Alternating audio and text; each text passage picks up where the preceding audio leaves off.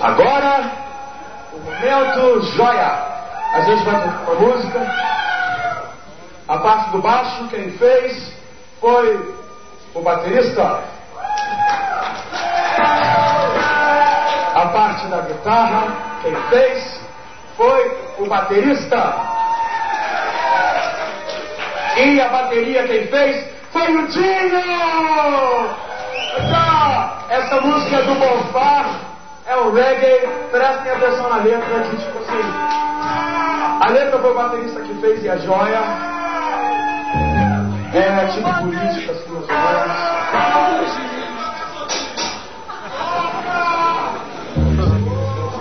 Ele não faz esses truques em público.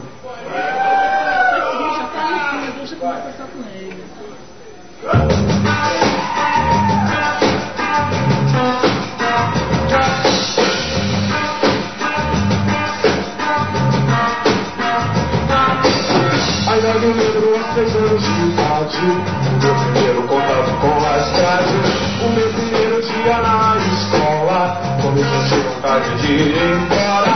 Fazia tudo que eles quisessem, a vista do que eles me dissessem. Me pediram para ter paciência, falhou e gritaram: cresci a cabeça, cresci a parecia e não vi nada. Aprendi o que era certo, qual foi errada. Assistia o jornal da TV e aprendi a roupa pra vencer. Nada era como eu imaginava, nem as pessoas que eu tanto amava.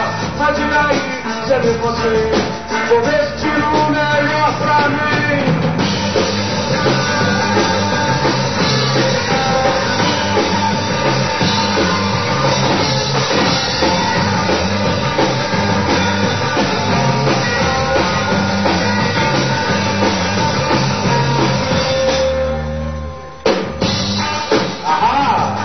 Conseguimos acertar.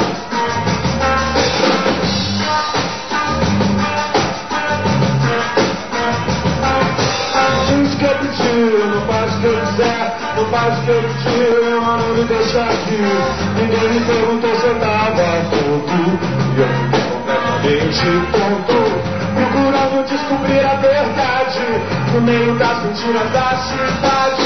Tentava ver o que existia de errado, quantas crianças eu já tinha matado. Porque o meu sangue não me deixa viver, idade vai depois de bater. O meu destino pronto não me deixa escolher. Dentro de carteira de identidade tenho todas minhas armas, como